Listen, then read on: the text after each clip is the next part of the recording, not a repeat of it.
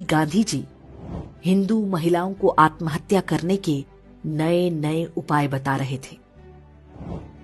नोआखली और आसपास के क्षेत्रों में जिहादी निर्वस्त्र हिंदू महिलाओं के जुलूस निकाले जा रहे थे, लेकिन गांधी शांति और अहिंसा की अपनी विकृत धारणा का सार्वजनिक प्रदर्शन पूरी निर्लज्जता से करते रहे। 19 अक्टूबर को कलकत्ता के अमृत बाजार पत्रिका में एक समाचार छपा जिसमें नोआखली के विभूति भूषण दास के हवाले से शीर्षक दिया गया, वी ऑल हैव बिकम मुस्लिम। इसमें बताया गया कि नोआखली में अधिकांश हिंदू पुरुषों को काट डाला गया है, महिलाओं और बच्चों को जबरन मुसलमान बना दिया गया, उन्हें गोमांस खिलाया जा रहा है और 5 वक्त नमाज पढ़ने का आदेश दिया गया है। बंगाल के तत्कालीन गवर्नर ने भी अपनी रिपोर्ट में इसकी पुष्टि की। नोआखली में जिन पुरुषों की हत्या की गई, उनकी विधवाओं का निकाह उनके ही पति के हत्यारे के साथ पढ़वाया गया। बूढ़े मौलवियों की गिद्ध दृष्टि छोटी बच्चियों पर थी, जिन्हें वे अपनी हवस का शिकार बना सके। गांधी के कहने पर कांग्रेस के तत्कालीन अध्यक्ष आचार्य कृपलानी और उनकी पत्नी सुचेता कृपलानी नोआखली के दौरे पर गईं। आचार्य कृपलानी ने अपनी पुस्तक Gandhi his life and thoughts में लिखा है कि हमारी मुलाकात बंगाल के मुख्यमंत्री सुहरावर्दी और गवर्नर फ्रेडरिक बरूद से हुई। जब मैंने हिंदू महिलाओं के अपहरण और बलात्कार की बात पूछी तो गवर्नर बरोज ने उत्तर दिया, ये तो होना ही था। हिंदू महिलाएं मुस्लिम महिलाओं की तुलना में अधिक सुंदर होती हैं। मेरा मन किया कि मैं उन्हें वहीं पर पीट दूं, लेकिन मैंने खुद को रोक लिया। सुचेता कृपलानी ने कुछ हिंदू महिलाओं को बचाकर राहत कैंपों तक लाने में सफलता पाई।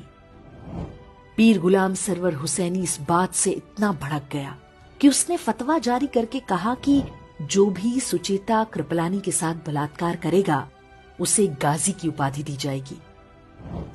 इसका परिणाम हुआ कि सुचेता कृपलानी हर समय अपने साथ जहर का कैप्सूल रखा करती थी। नोआखली नरसंहार शुरू होने के पूरे 1 महीने बाद गांधी ने वहां का दौरा किया। वे सबसे पहले पास के तिपरा नाम के स्थान पर गए। यहां दंगा पीड़ित हिंदुओं के लिए राहत शिविर चला रही सुचेता कृपलानी के साथ गांधी की मुलाकात हुई। उनके काम से खुश होने के बजाय गांधी जी ने सुचेता कृपलानी से कहा कि कैंप में रह रही हिंदू महिलाओं को निशुल्क खाना ना दिया जाए, बदले में उनसे काम कराया जाए।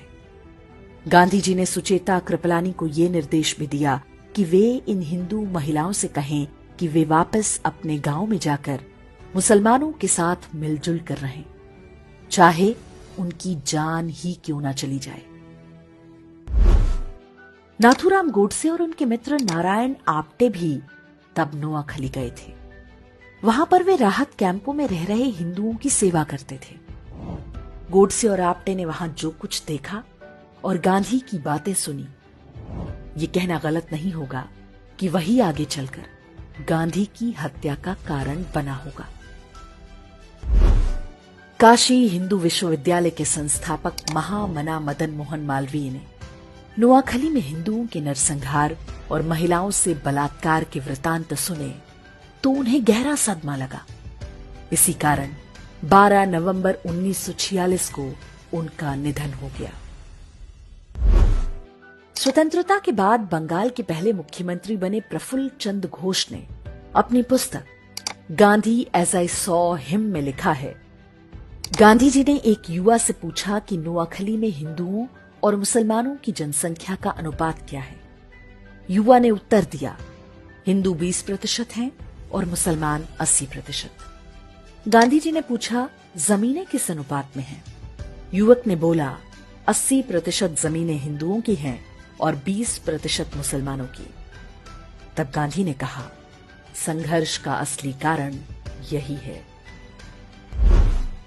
अर्थात जिस व्यक्ति को राष्ट्रपिता बताकर देश पर थोप दिया गया, उसने जिहादियों के हाथों हिंदुओं के नरसंहार को आर्थिक असमानता से जोड़ दिया।